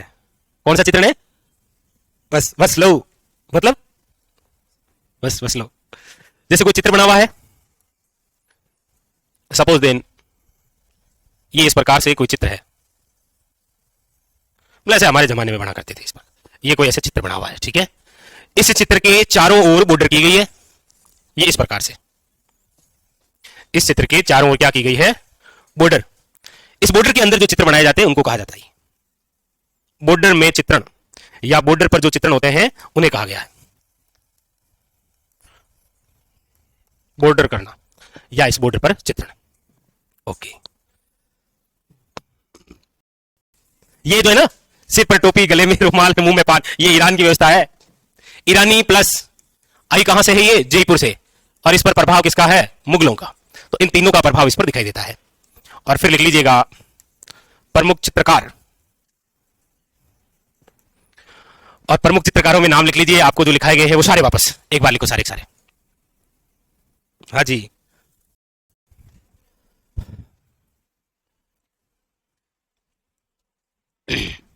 हाड़ौती स्कूल। हाड़ौती स्कूल की बात करते हैं तो हाड़ौती आपको पता ही है, राजस्थान का कौन सा क्षेत्र है? शाबाश, कौन सा क्षेत्र है राज्य का दक्षिण पूर्वी? मैं आपको यदि दक्षिण पूर्वी पठारी प्रदेश से 2-4 क्वेश्चन पूछूं तो बता देंगे आप मुझे प्लीज? दक्षिण पूर्वी पठारी प्रदेश को कितने भागों में पढ़ा था हमने? कितने भाग थे उसके? कौन कौन से?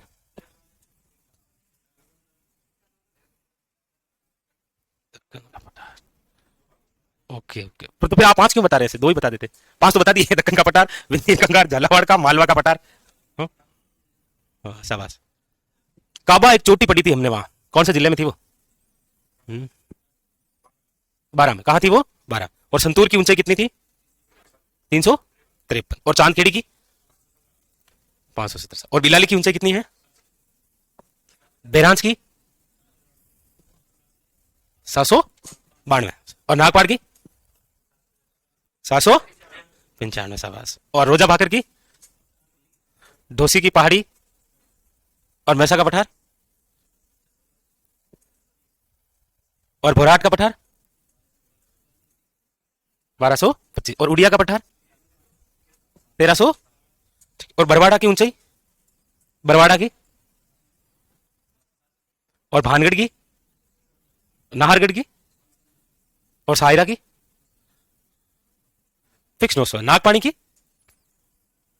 सर अब आप नागपाड़ी पूछ रहे हो, हमारी आंखों में पानी आ रहा है, उसका क्या करें हम? आपके तो ठीक है, नागपाड़ी आ जाएगा। मतलब मैंने ऐसे ट्राई मारा जी। कुल मिला के एक बात तो मैंने देख ली है, आपके क्लास की कोई ना कोई इज्जत तो बचा ही लेता है। चलो लिखो हाड़ौती क्षेत्र, बहुत अच्छा, बहुत शानदार पढ़ते हैं, ऐसे ऐसे लगातार पढ़ते रहना है, ठीक है? ओके, शाबाश, लिखो। ये जो हाड़ौती क्षेत्र है ये राजस्थान का दक्षिण पूर्वी भाग है और यहां पर याद रखिएगा हाड़ा राजवंश हुआ है। कौन सा है? हाड़ा राजवंश। सर्वप्रथम सोने चांदी का प्रयोग जिस स्कूल में हुआ है वो स्कूल कौन सी है? हाड़ौती स्कूल। इस हाड़ौती स्कूल में 2 चित्रशैली पढ़ेंगे आप प्रमुख रूप से,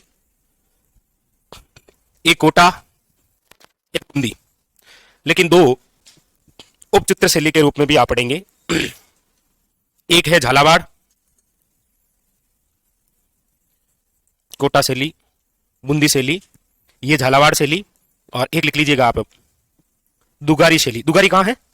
बूंदी में, बूंदी के अंदर है, लिखिएगा। प्रमुख रूप से 2 है, बाकी ये 2 नाम याद रखने आपको, झालावाड़ और दुगारी शैली। केवल वन लाइनर के तौर पे क्वेश्चन आते हैं कि झालावाड़ जो चित्रशैली है वो किस स्कूल में आती है? हाड़ौती स्कूल में।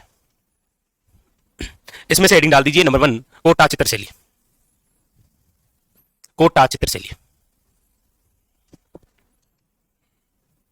कोटा चित्रशैली।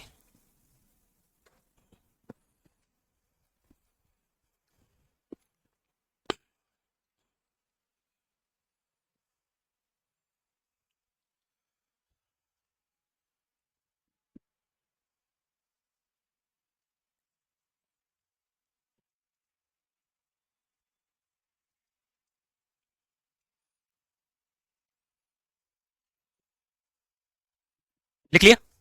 आगे बढ़े, हेडिंग डाल दीजिए इनमें से कोटा चित्रशैली। आप में से कौन है हाड़ौती के? मैं देखो ऐसे मुझे पता नहीं चला कौन है, ठीक है? अगर किसी कुछ बात लग जाए तो बुरा नहीं मानना ना। मतलब हाड़ौती स्कूल जो होती है ना, इसकी एक खास बात है, यहाँ की जो महिलाएं हैं वो कद में छोटी होती है और उनके गाल जो होते हैं वो बड़े बड़े होते हैं। मतलब एक बार क्वेश्चन आया था कि राजस्थान की ऐसी कौन सी स्कूल है जहां के जो कपोल है वो खिले हुए होते हैं? कपोल का मतलब समझे? हाँ साहब, क्या भूल गए? अच्छा, भूले हुए, ओके, मतलब भूले हुए, ओके ओके। तो चलो, मतलब आप में से कोई नहीं है, चलो फिर ठीक है, हेडिंग लगाओ आप नंबर 1 कोटा चित्रशैली। कोटा चित्रशैली। तो आप जब भी इधर वालों को देखेंगे ना, कोटा चित्रशैली, हेडिंग लगाई कोटा चित्रशैली।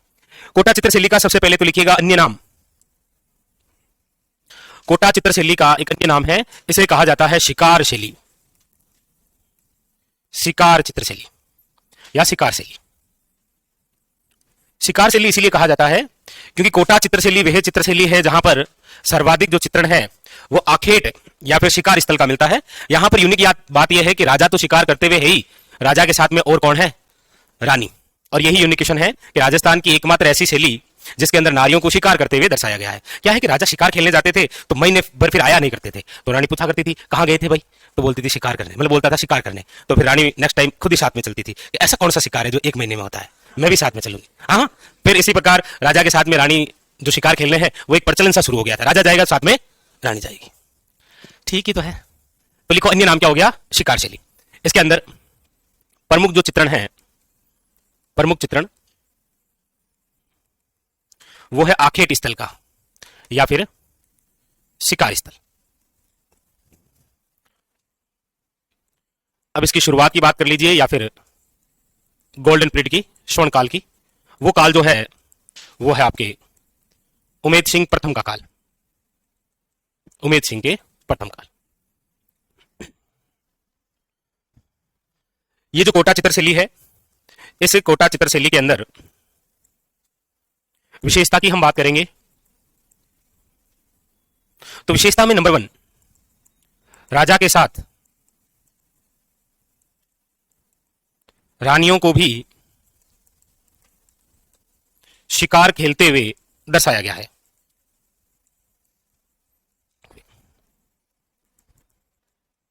दर्शाया गया है, इसलिए दूसरी लाइन में लिख लीजिएगा, नारियों को शिकार करते हुए जिस चित्रशैली में दर्शाया गया है वो है आपके कोटा चित्रशैली। नंबर 3,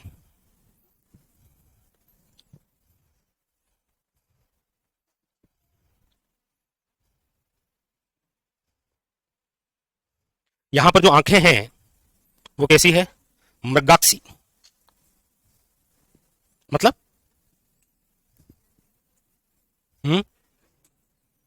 मृग नयन के समान। आपको पता चलता है कि आंखें कैसी होती है, किसी को देख के बता थोड़ी सकते हैं, पता चल जाता है ये इसकी आंखें, अच्छा ये तो बादामी आंखें हैं, चलो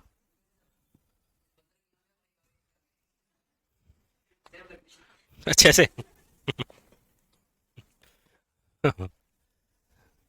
है जी। वृक्ष, खजूर, पक्षी, बतख, पशु, हाँ हिरण, हाँ हिरण, हिरण, हिरण। लिखो इसकी विशेषता।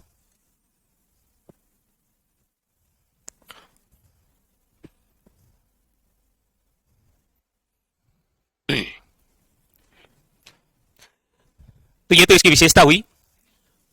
अच्छा रंग भी तो नहीं लिखा था ना, रंग कैसा है, नीला, हाँ हाँ नीला, ऐसा पता बस, रंग नीला, पशु हिरण, पक्षी बतख। ऐसे भी क्वेश्चन आया ना डायरेक्ट, हाड़ौती स्कूल में निम्न में से कौन से वृक्ष और पक्षी का सर्वाधिक चित्रण है, तो खजूर और कौन सा, बतख। लिखिए। अब ये कोटा चित्रशैली वह चित्रशैली है जिसका प्रमुख चित्रण जो है वो है आपके कौन सा, हाँ जी गर्ल्स। सबसे पहले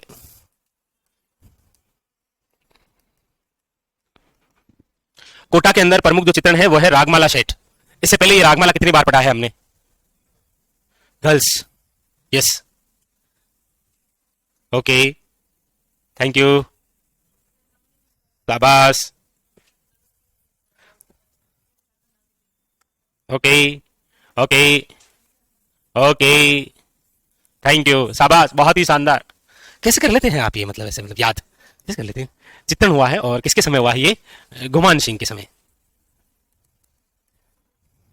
और इसके जो चित्रकार हैं वो कौन है, डालू, हाँ जी, नहीं किसने बोला, कौन है वो गद्दार, कौन कह रहा गलत बोला, कौन है जो ऐसा बोल रहा है कि भाई गलत बोला, अरे बिल्कुल सही बोला आपने,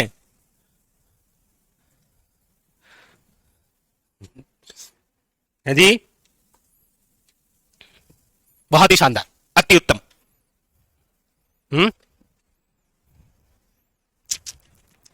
यस, लिख लिया रागमाला सेठ। उसके बाद में लिखो फिर प्रमुख चित्रकार, प्रमुख चित्रकार में इस डालू का तो ध्यान ही रखना है, इसका नाम याद रखना है, लच्छी राम, एक है नूर मोहम्मद। ये नूर मोहम्मद है, एक जगह शाह मोहम्मद था। कौन था वो?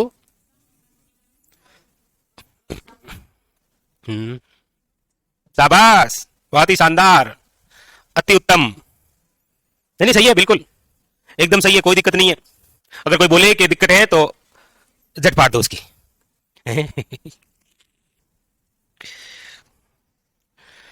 तो ये बात है साहब, ठीक है, ओके, शानदार। ये पूरी होते ही आप में से एक एक को खड़ा होना, यहां आकर अपनी इच्छा से किसी भी चित्रशैली 3 के चित्रकारों के नाम लिखने पूरे। ये लिख लिया, हेडिंग लगाइए बूंदी चित्रशैली, कंप्लीट।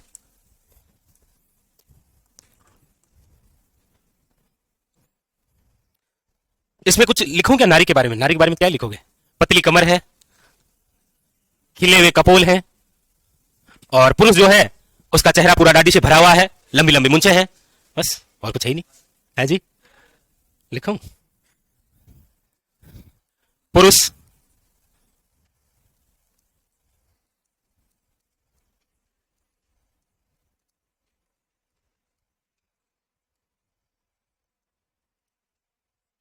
भरी हुई दाढ़ी मूंछ युक्त चेहरा, दाढ़ी भजड़ी लंबी लंबी, ध्यान ही नहीं, दिख ही नहीं आंखें। हाँ, और महिला जो है खिले हुए कपोल, पोषण देखिए ना, गाल, और पतली कमर।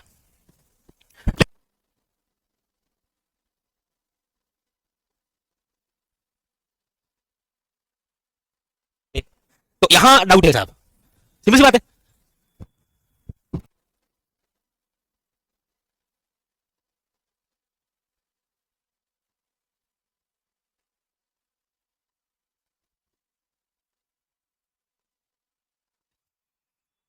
है जी, ये ऐसे ही टेक दिया किसी ने, लिख लिया, कंप्लीट, हेडिंग लगाइए बूंदी चित्रशैली, बूंदी चित्रशैली।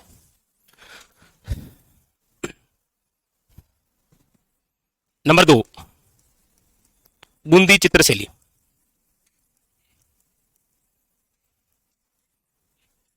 बूंदी चित्रशैली लिख लीजिएगा, अन्य नाम,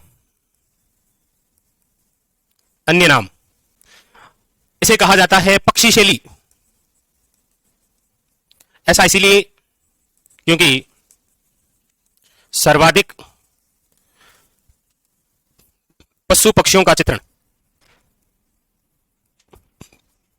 सर्वाधिक पशु पक्षियों का चित्रण।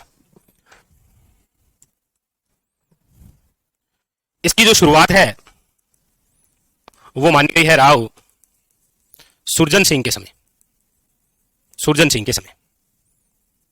लेकिन स्वर्णकाल या इसका जो सर्वाधिक विकास है वो माना गया है उमेद सिंह के समय।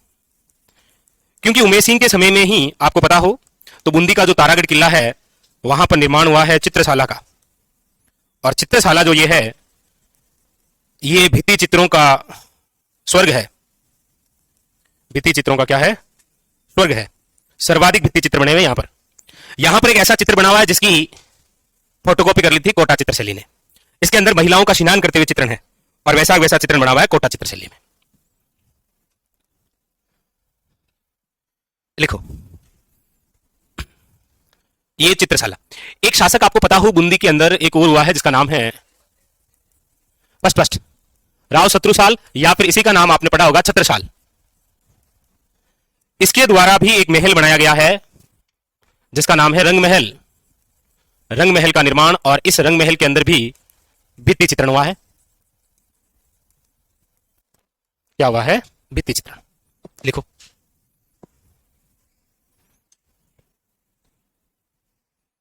वेग कहां बंद की?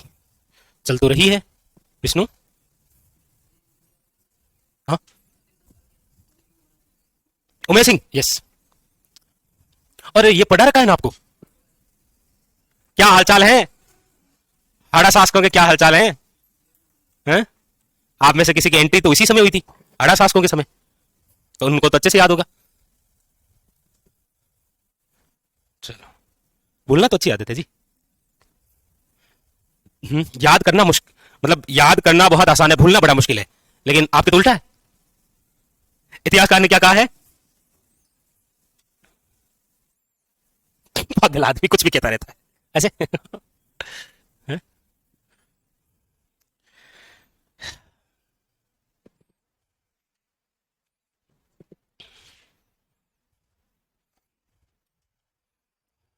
लिखा? ओके। अब लिखिएगा विशेषता। अच्छा, विशेषता से पहले एक शासक और है, उसके बारे में लिखते हैं। बूंदी के एक शासक थे जिनका नाम था रतन सिंह। रतन सिंह भी बहुत चित्रकला के अंदर रुचि रखा करता था। जिस समय रतन सिंह बूंदी का था उस समय मुगल शासक हुआ करता था जहांगीर। इसलिए आप पढ़ते भी होंगे मुगल काल के अंदर कि चित्रकला का स्वर्ण काल यदि किसी का है तो वो जहांगीर का काल है। इसलिए जहांगीर ने बूंदी के रतन सिंह जो शासक हुए हैं उनको एक उपाधि से नवाजा था, सर बुलंद राय की उपाधि से, क्योंकि रतन सिंह ने अपने समय में दो चित्रण किए थे। एक का नाम तो है राग दीपक, ऐसा मैंने सुना हो तो आपने सुनी होगा। इसका क्या पता कि सुना, मैंने तो कल ये भी सुना था कि अब दुनिया पलटने वाली है, तो क्या सब बातों पर विश्वास करते चले हम। चलो ये लिख लिया ना, नेक्स्ट आगे। बहुत ही शानदार।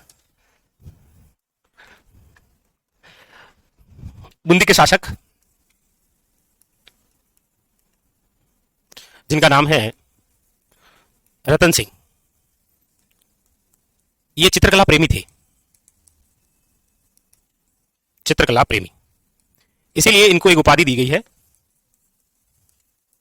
सर बुलंद राय की। और ये उपाधि जिसने दी है वो कौन है? जहांगीर। जहांगीर का काल जो है वो क्या कहलाता है? याद रखिएगा, क्या कहलाता है? चित्रकला का स्वर्ण काल। लिखो कोष्टक में, लिखा देंगे भार्गव साहब, आखिरी में एक साथ लिखा देंगे सारे, ठीक है।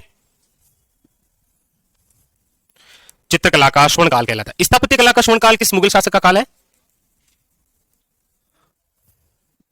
क्या बोले? इन्होंने क्या नाम बताया?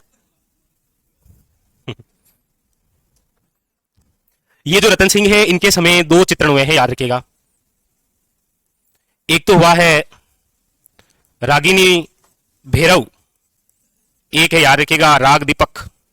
बहुत इंपॉर्टेंट क्वेश्चन है। रागिनी भैरव जो है ये रखा हुआ है आज इलाहाबाद संग्रहालय में, कहां पर है? और राग दीपक जो है वो कहां पर है? याद रखिएगा बनारस संग्रहालय में। हालांकि इलाहाबाद संग्रहालय का नाम बदल दिया गया है, प्रयागराज हो गया है। ये लो, बहुत इंपॉर्टेंट। रागिनी भैरव और उधर राग दीपक आपको याद रखना है।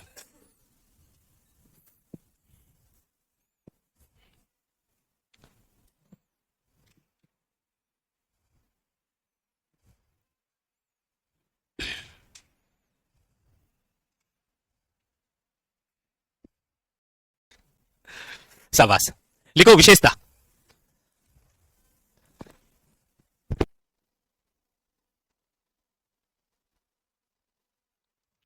विशेषता, विशेषता के अंदर लिखिए नंबर 1,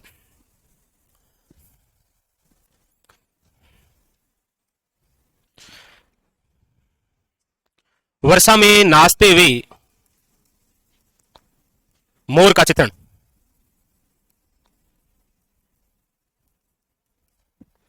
नंबर 2, हाथियों की लड़ाई। ये और भी कहीं लिखी है क्या?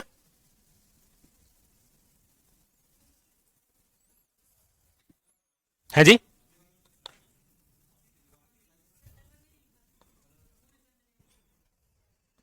चलो, है जी। बट जयपुर में ईश्वर सिंह को भी खोल लेते थोड़ा सा।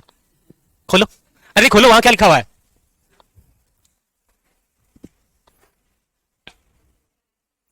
वहां पर लिखा हुआ है पशुओं की लड़ाई। किसने बनाई थी? यही याद रखना होता है। यहां हाथियों की लड़ाई है, वहां पर किसकी लड़ाई है? यह बहुत इंडिकेशन है, ध्यान रखना।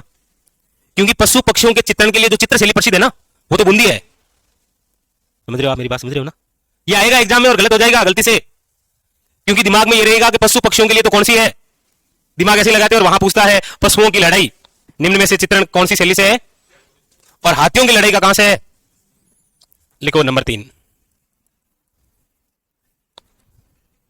जंगली सुअर का शिकार करते हुए उमेद सिंह का चित्रण। अब ये भी पढ़ेंगे तो भी कंफ्यूज हो जाएंगे। कैसे? क्योंकि शिकार शैली जो है वो कौन सी है? कोटा। लेकिन यहां शिकार किसका करना है? जंगली सुअर का। तो ये किसमें है? इस पे 2 पट्टी कर लो और यहां लिख दो ध्यान राखजो। ठीक है, मां को ध्यान राखजो। मैं आवाला और थांको गलत नहीं होना है। कई बार वहां प्रश्न होता है ना, तो हम थोड़ा सोचते हैं कि ऐसा ऐसा ऐसा, हाँ ये तो यही तो है, शिकार तो कर ही रहा है, शिकार कोटा ही तो है, इधर यहां लड़ाई तो है लेकिन ये हाथियों की है। ठीक है, ऐसे। नंबर 4 लिखो महिला, छोटा कद मोटे गाल। छोटा कद मोटे मोटे। ओके, ऐसा। हाँ?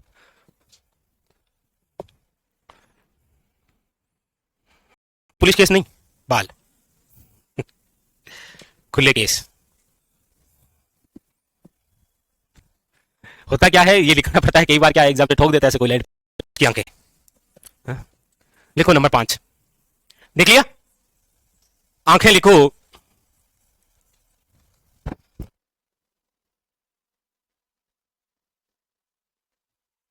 हाँ, तुम्हारे खुले हुए केस, आम के पत्ते जैसी आंखें। इसका भी बखान करता है ऐसे।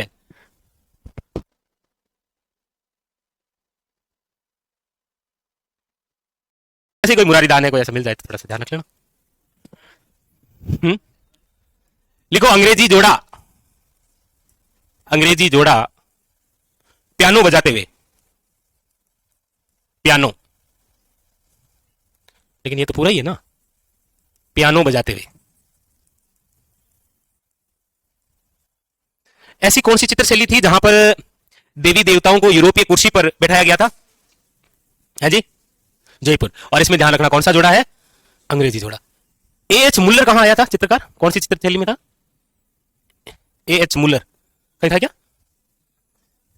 पर आपको एएच मुल्लर का थोड़ी पता, आपको तो उसका पता होगा, एम हेरोन का।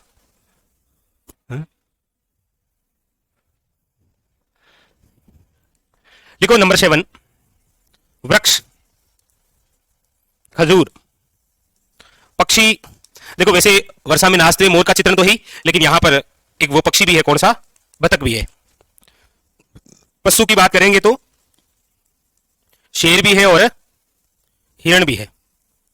शेर भी है और हिरण भी है।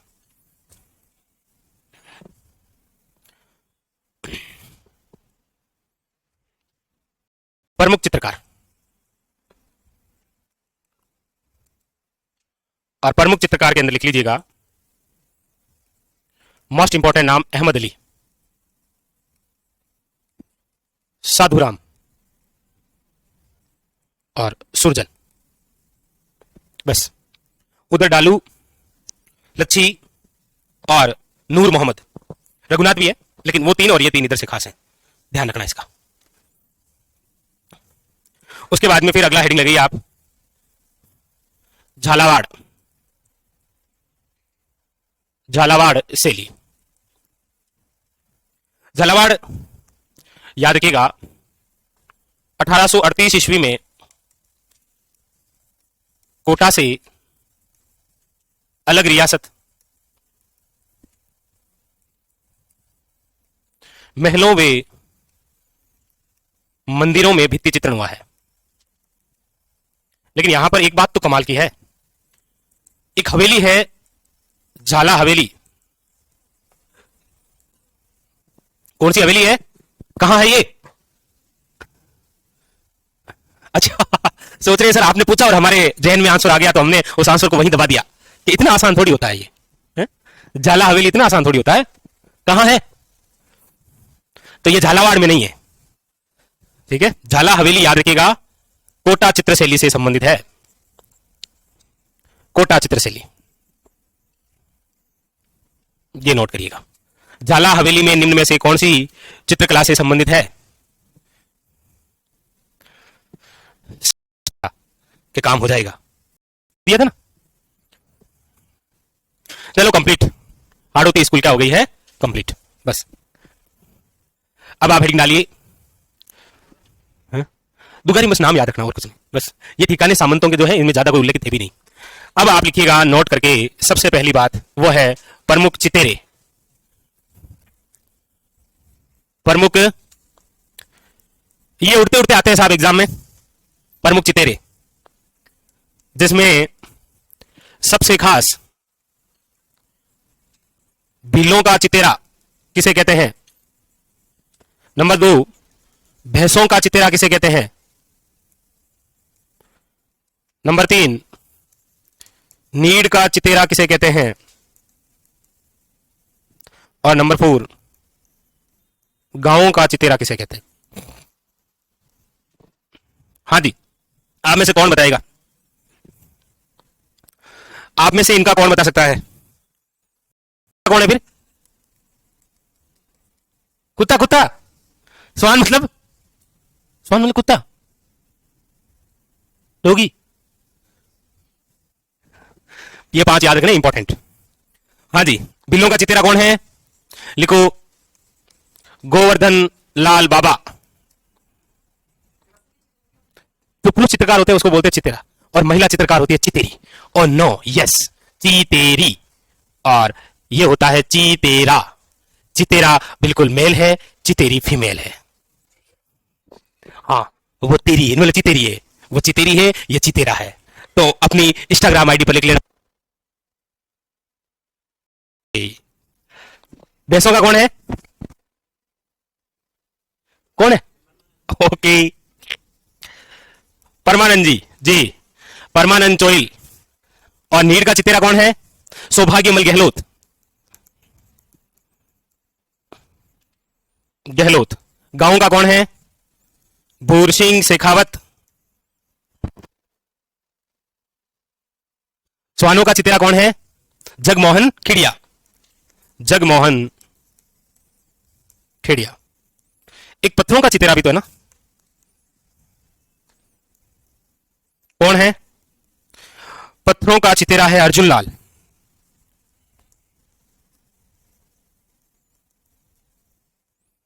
ये भी क्या होता है, कई बार आप पढ़ते हैं जी, वो तो सारे चित्रकार हैं ही, पर ये कुछ और खास है, तो ये कई बार ऊपर से आप पढ़ते हैं आपके लिए। एक बिंदु और बचा है, वो भी हम लिख लेते हैं, और ये टॉपिक कंप्लीट। फिर कल हम चर्चा करेंगे एक नए टॉपिक के बारे में।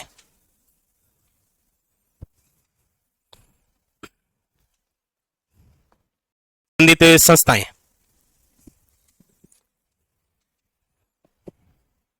चित्रकला से संबंधित संस्थाएं, ये लिख लिया सबने।